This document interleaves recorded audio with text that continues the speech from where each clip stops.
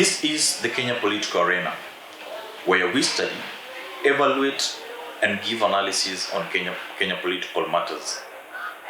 Today, on the Kenya political arena, we've applied our minds on why Raila Amollo Odinga is going to be the greatest loser after saving Ann Waiguru. To start with, and before we indulge on the contents of that topic, let me state it very clearly that William Samoei Ruto is one of the greatest deceptional politicians we have in the Kenyan political realms today. He had nothing to do with Ann Waiguru's impeachment, but took advantage of a great crisis. Did he desire Ann Waiguru's impeachments? Absolutely not. It would have been less politically consequential to him because Ann Waiguru has since lost her mojo in matters Kiranya politics. She's not needed by the people. She doesn't have a support base. She doesn't have a network that can pose a threat to William Ruto political ambition. He just wanted the dynasties to save her. That's why he supported the impeachment. Raila Amollo Odinga is very predictable. He will always oppose what William Ruto proposes and propose what William Ruto opposes, giving an avenue for him to be fixed. And that's where William Ruto wanted him. The truth to be told, saving Ann Waiguru was a political blunder with career-threatening consequences that has hurt Raila more than it will ever benefit him. Now, the first thing that Raila Amollo Odinga lost was the only card that he has been having against William Ruto. For over 7 years, Raila Amollo Odinga has been putting claims against William Ruto's character. He has painted a picture of William Ruto being the most corrupt person in Kenya. That was heavily reinforced after he came into the handshake with His Excellency Uhuru Kenyatta. For a period of time now, we have seen newspapers, headlines, we have seen blogs, we've seen the Office of the Public Prosecution, the Office of the Director of Criminal Investigations being used to pursue that conversation.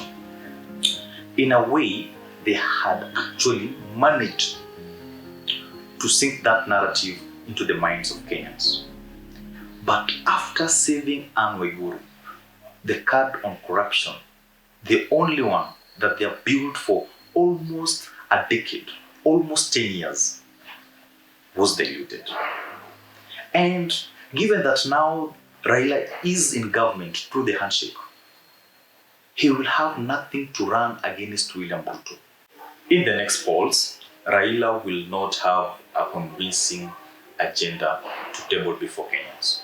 This is because he lost his only thing that he has been preaching against William Ruto on corruption by simply saving Ann Waiguru. On the other side, he is in the handshake government. He cannot criticize the government that he is sitting in. If anything, Kenyans will put him to task to tell them what the handshake government has been able to achieve since 2018 when it was initiated. This is to say that Raila's strategy on fighting William Samoei Ruto went into a dustbin.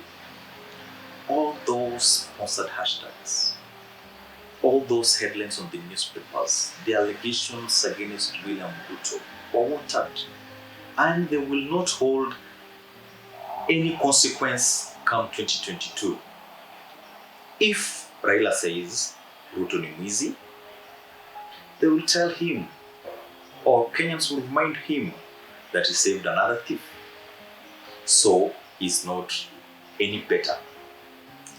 And thus, painting William Ruto as being corrupt will be of no importance, will be of no consequences in the next polls.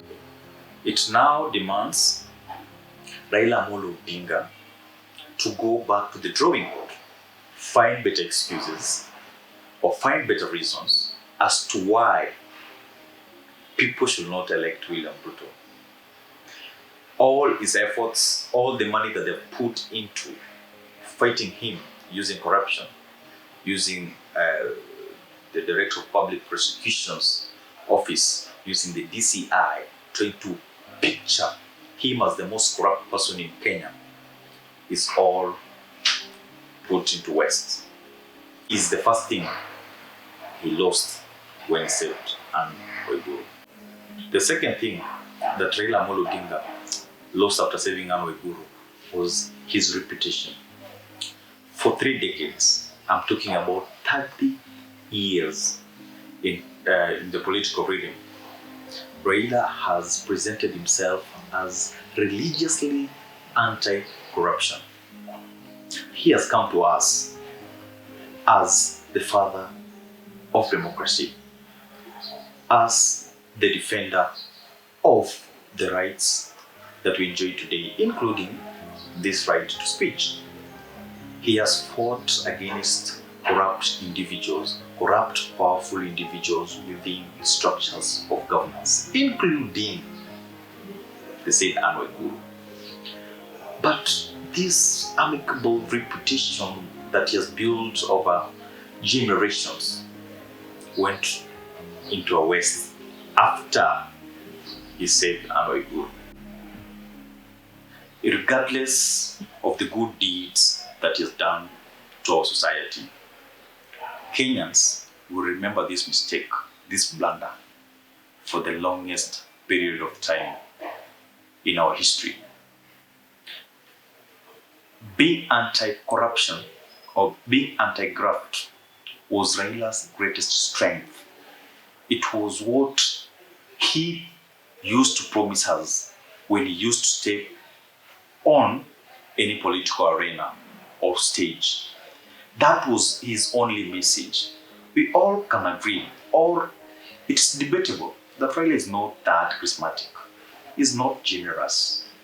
He is not, he does not hold the credentials of a good politician as such. Kenyans love him because he had painted a picture of being, the real answer to the questions of the moralities of this society, and largely on matters corruption. But after saving Ann Waiguru, I really doubt whether Kenyans still hold onto that position. It was indeed a great mistake of great consequences that cannot be reversed ever. As they usually say, a friend of your enemy is your enemy. Ann Waiguru, politically speaking, is an enemy to the people of Mount Kenya. Yes, so what does that then, inform us when Raila Amollo Odinga saves a person who is being considered, politically speaking, as the enemy to the people of Mount Kenya? He makes enemies. He makes enemies. He manufactures enmity with those residents. They will hate him for saving Ann Waiguru. They will have a reason to protest, to vote against him, because he actually saved a person they never wanted. So Raila Amollo Odinga has inherited enemies. And not one. I'm talking about Mount Kenya in its large capacity. I'm talking about the Wanjikus who have been protesting, who have been, wishing that Ann Waiguru is kicked out.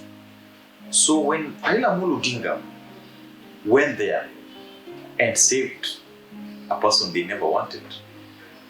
He brought himself an enemy, and it would be very difficult for him to penetrate within Central, within the locality of Central, after, saving a person they never wanted. And that will be another great political consequences that will hurt him very deeply, by making sure that he doesn't receive any vote from the said area. However, Raila never lost everything. He was actually not saving Ann Waiguru. He was protecting BBI. Majority of the people in BBI, they are there to protect themselves against being charged, against impeachments, against being charged on crimes done against the economy. If Ann Waiguru was to be impeached, then that would have diluted their confidence in terms of being protected. So they were using Ann Waiguru as a marking scheme to see whether BBI can actually protect them from facing justice against their crimes.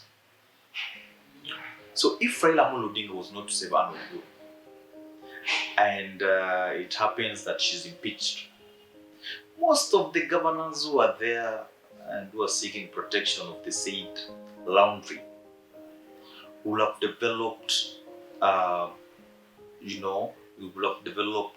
some certain kind of wasi-wasi, whether indeed they have been saved from their crimes. So I will let you, my viewers, be the judges between safeguarding BBI and masquerading your reputation, losing the only card that you had against your opponent, and losing one of the most richest voting blocks in Kenya, Central, which has 6 million voters.